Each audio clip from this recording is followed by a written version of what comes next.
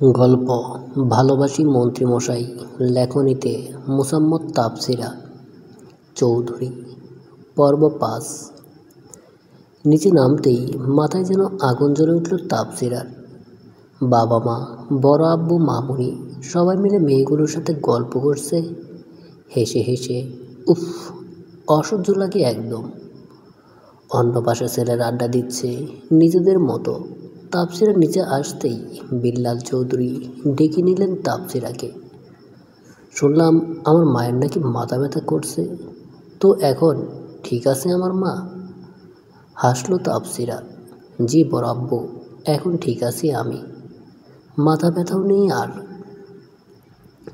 নীলিমা গাল ফলিয়ে বলল, হ্যাঁ হ্যাঁ হ্যাঁ, এখন তো আমি কেউ না, তাফসিরাই সব।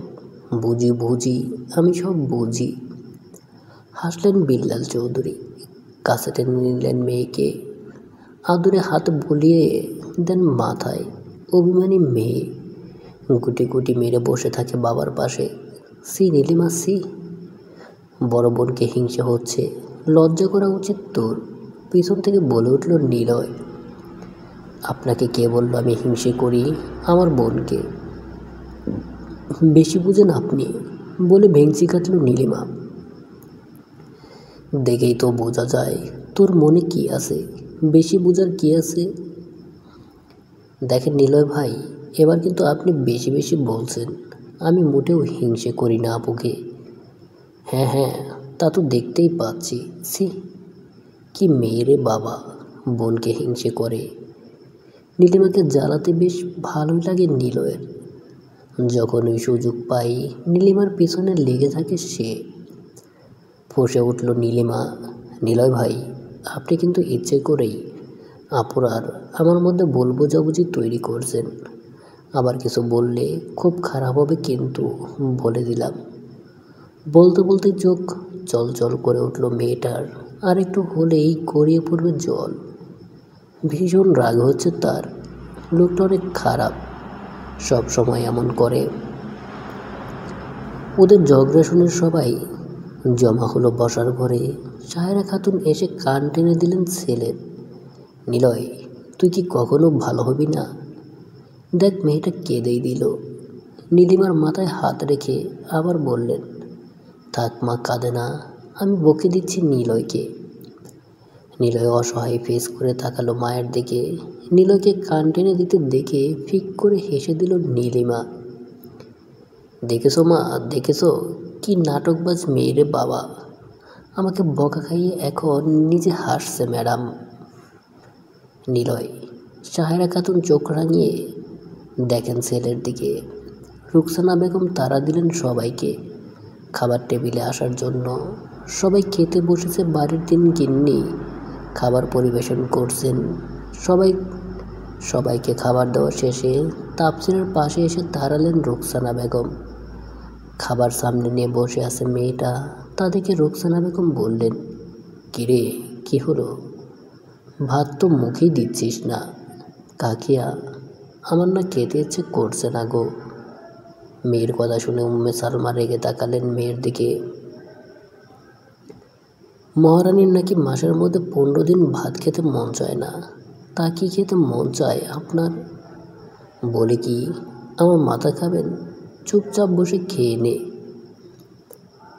না হয় মার খাবি। সবার সামনে এইভাবে কথাটা বলায় অভিমান হলো মায়ের ওপর। আর কথা বলবে না সে মায়ের সাথে, খালি বকা দেয় তাকে, একটুও ভালোবাসে না। আহা ছোট, এমন করে বলছিস কেন? দেখতেই পাচ্ছিস মেয়েটার শরীর খারাপ, তার উপর বকছিস মেয়েটাকে। তুমি জানো না বড় আপা, সব না খাওয়ার বায়না।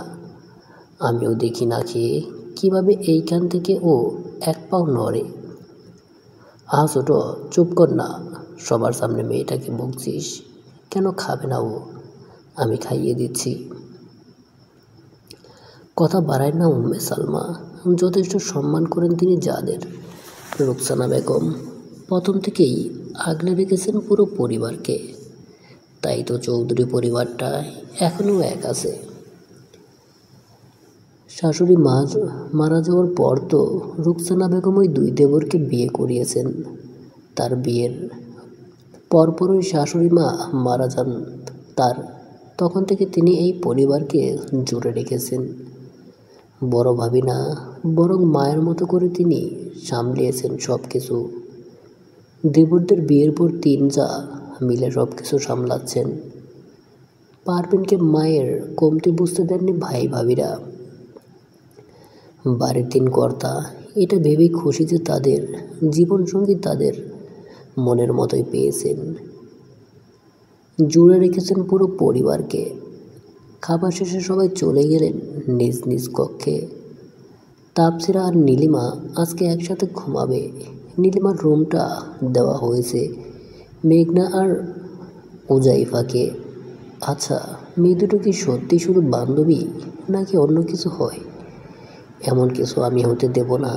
আসিফ ভাই শুধুই আমার, উনি শুধুই আমার ভালোবাসা। আমি এত সহজে হার তো মানব না। ওনারও তো ভালোবাসতে হবে আমায়। উনি শুধু আমার, শুধুই আমার।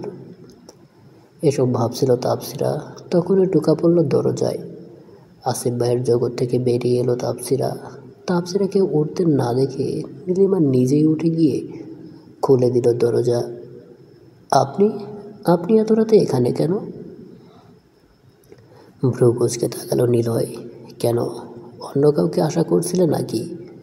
যদি ভেবে থাকিস তাহলে এখানে বাদ দে সেই ভাবনা। আমি ছাড়া কেউ আসবে না তোর কাছে। Got it. শেষের কথাগুলো কিছুটা গম্ভীর হয়ে বলল সে। কে এসেছিলেন নীলিমা? ভাইকে দেখে কপালে বাজ পড়ল তাপসিরার। ভাইয়া তুমি এত রাতে? বনু চল, সবাই সাথে আড্ডা দিচ্ছে, তোরাও চল।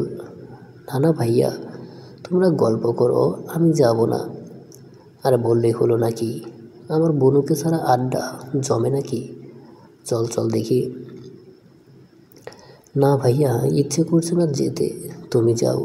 আচ্ছা ঠিক আছে। ভাবলাম ভাইয়া যখন গান করবে তাহলে তোদেরকেও নিয়ে যাই। ঠিক আছে, আমি যাচ্ছি, তোরা ঘুমা। আসিফ ভাই গান করবে? কথাটা কানে আসতেই চোখ দুটো চিকচিক করে উঠল মেয়েটার। তার আসিফ ভাই গান করবে আর সেখানে তাপসিরা অনুপস্থিত? এইটা তো হতেই পারে না। নীলা চলে যাওয়ার জন্য পা বাড়াতেই তাপসিরা এক হাত জড়িয়ে ধরল ভাইয়ের। আচ্ছা ভাইয়া চলো, তুমি যখন বলছো তাহলে যাই।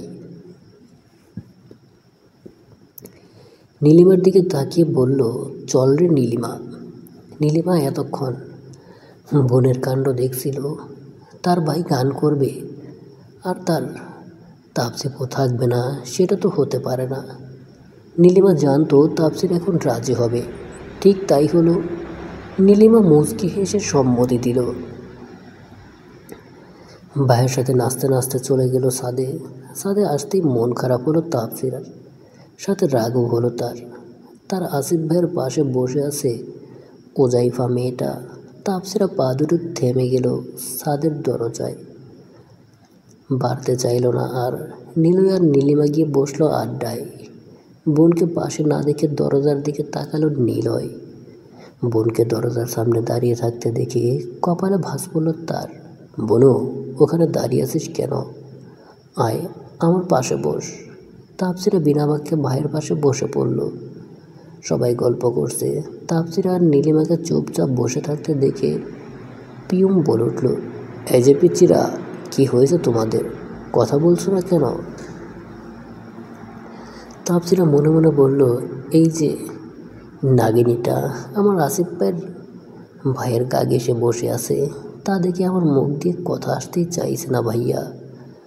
মনের কথা মনে রেখে মুখে বলল, কই ভাইয়া বলছি তো। সাথে সাথে নাড়ালো নীলিমাও। আর কিছু বলল না পিয়ম। গল্প করছে সবাই।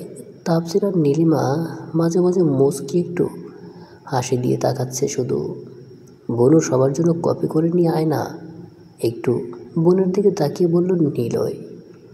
নীলিমা কটমট করে তাকালো নিলয়ের দিকে। তারা একটু আরাম করে বসলো। তা সহ্য হলো না লোকটার। ঠিক আছে ভাইয়া বলে উঠে দাঁড়ালো তাপসিরা। হনহনিয়ে চলে গেল নীলিমাও। তা দেখে মুচকি হাসলো নিলয়। মেয়েটা রাগলে একটু বেশি সুন্দর লাগে। সবাই কফি খেতে খেতে টুকটাক কথা বলছে। তাপসিরা একবার কফিতে চুমুক দিচ্ছে, তো আবার আর চোখে তাকাচ্ছে আসিফ ভাইয়ের দিকে। ঠোঁটের কোণে মুচকি হাসি ফুটিয়ে রাখলেও ভীষণ রাগ হচ্ছে তাপসিরার। এই মেয়েটা একটু বেশি ঢলে পড়েছে আমার আসিফ ভাইয়ের ওপর। সমস্যা কি মেয়েটার? বলে কি শাকচুন্নি? বেয়াদব মহিলা, তোর কি অন্য কোনো জায়গা নেই নাকি? ইচ্ছে তো করছে চুলগুলো টেনে ছিঁড়ে ফেলতে শাকচুন্নিটার। আমার আসিফ ভাইয়ের থেকে দূরে থাক বেয়াদব মহিলা। আসিফ এবার গানটা শুরু কর ভাই, আর কত অপেক্ষা করাবি ভাই? আমরা সবাই কত আগ্রহ নিয়ে বসে আছি, বলল পিয়ম। হ্যাঁ হ্যাঁ, তাড়াতাড়ি শুরু কর ভাই। নাহিদের সাথে তাল মিলালো সবাই, শুধু চুপচাপ তাই বসে রইল তাপসিরা, তাকিয়ে রইল আসিফ ভাইয়ের দিকে। আসিফ এক নজর তাকালো তাপসিরার পানে, অমনি চোখাচোখি হলো দুজন। তড়িঘড়ি করে চোখ নামিয়ে দিল। মেয়েটার তাপসিরার দিকে তাকিয়ে গান ধরল আসিফ। প্রিয় দর্শক, গানটা আপনারা নিজ দায়িত্বে একটু পড়ে নেবেন।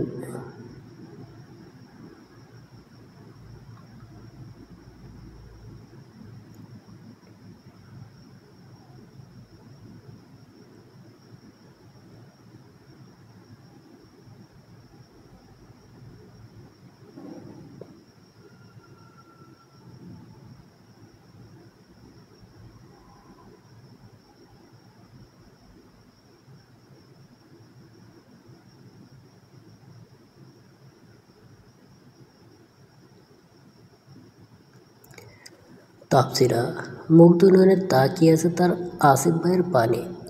এর আগে কখনো আসিফ ভাইকে গান করতে দেখেনি মেয়েটা, তাই তো জানি না মানুষটার গানের গলা এত সুন্দর করে গান করতে পারে মানুষটা।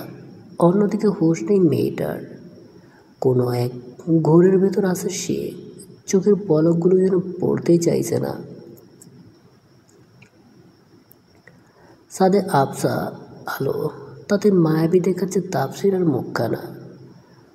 কালো ঘন চুলগুলো কোমর সরিয়ে ছাদ চুয়ে আছে। ইস, সাথে যদি একটি বেলে ফুলের মালা হতো, ভীষণ সুন্দর দেখাতো মেয়েটাকে।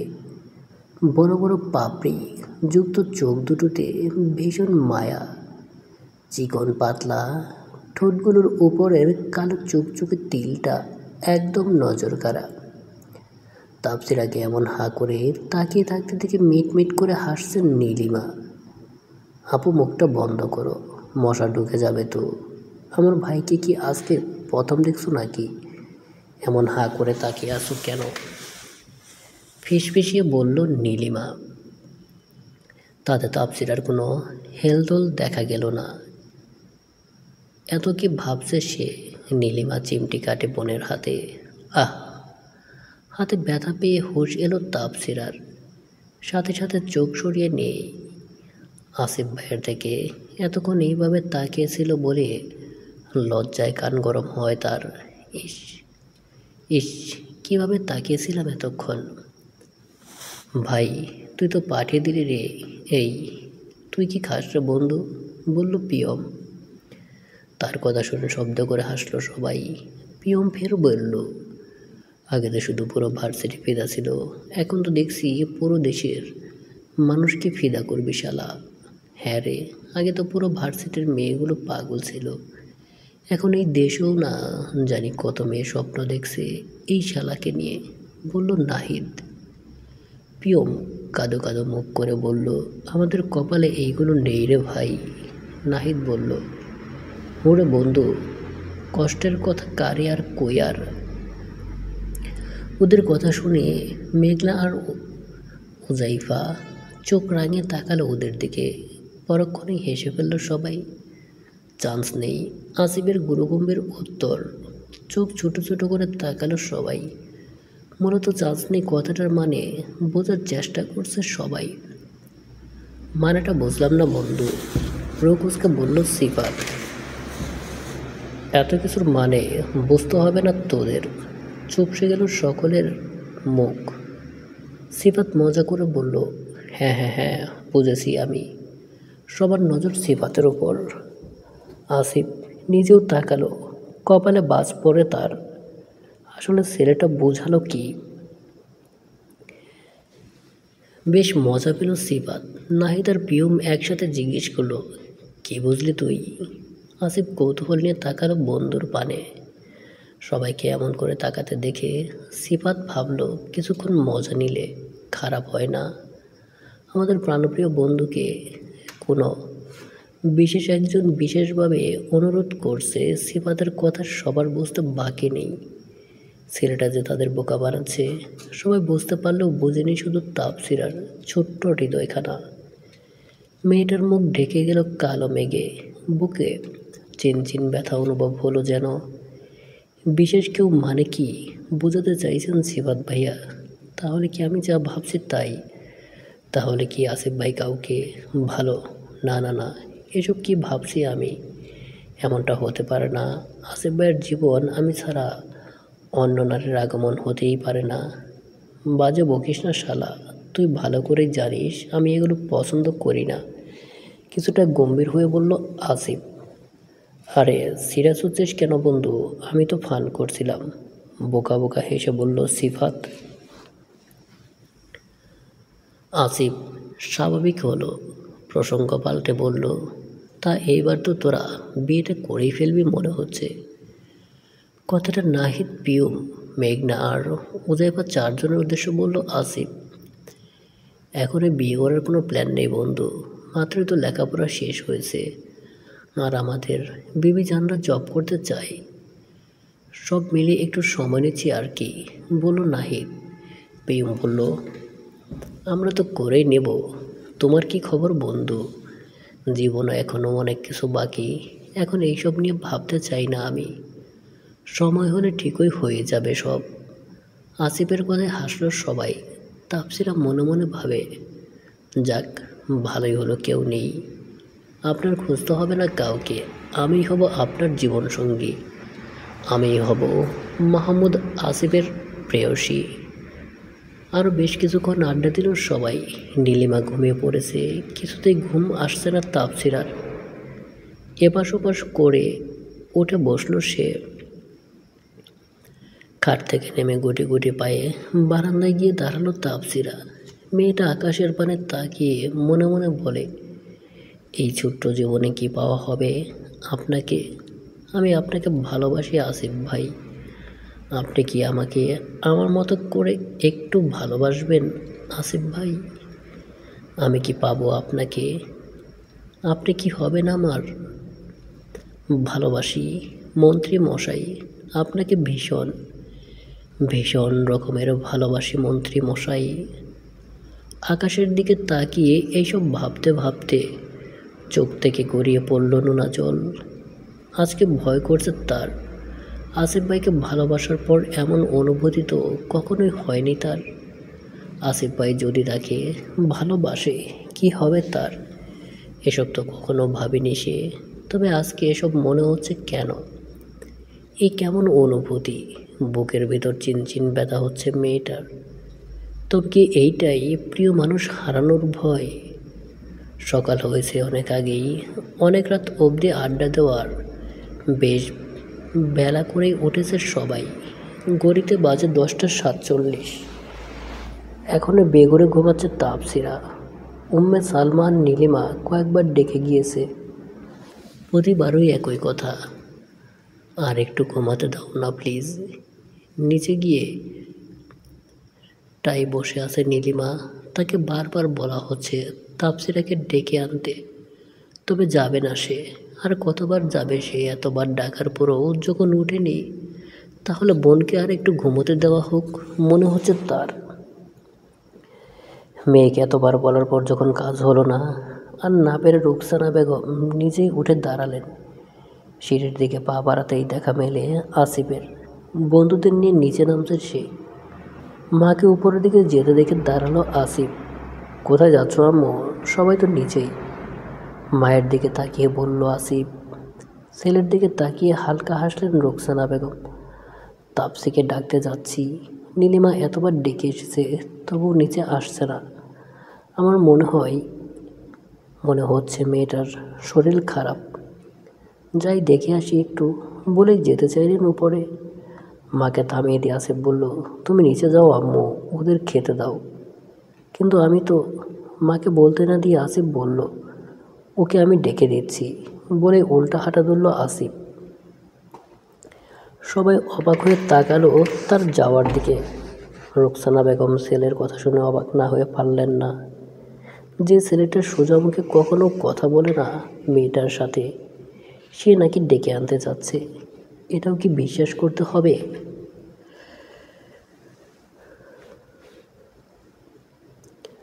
রোকসানা বেগম নিচে নামতে নামতে বিড়বিড় করে আওড়ালেন, এটা কি সত্যি আমার ছেলে, নাকি আমি ভুল দেখছি? রুমের সামনে এসে কয়েকবার নক করলো আসিফ। দরজাটা হালকা চাপানো। সারা শব্দ না পেয়ে ভেতরে প্রবেশ করলো আসিফ। ভিতরে যেতেই দেখল গুটিসুটি মেরে বাচ্চাদের মতো করে ঘুমোচ্ছে তাপসিরা। ঘুমের মতো কত নিষ্পাপ আর মায়াবী দেখাচ্ছে মেয়েটাকে। দেখতে একদম বাচ্চা বাচ্চা লাগছে। এর আগে কখনো এতটা গম্ভীরভাবে দেখা হয়নি মেয়েটাকে। ঘুমানোর কারণে নিষ্পাপ দেখাচ্ছে মেয়েটাকে, জেগে থাকতে অদ্ভুত অদ্ভুত কাণ্ড করে, যার কারণে মাথা খারাপ হয়। গালগুলো ফুলে আছে কিছুটা, গোলাপি চিকন ঠোঁটগুলো এতটা আকর্ষণীয় দেখতে লাগছে। টোকা দিলে নিশ্চয়ই রক্ত পড়বে এখন। পেটের উপর থেকে কাপড় সরে যাওয়াতে দবদবে বর্ষা পেটটা দেখা যাচ্ছে। নাভির পাশে কুচকুচে কালো তিল, বেশ আকর্ষণীয় সেই তিলখানা।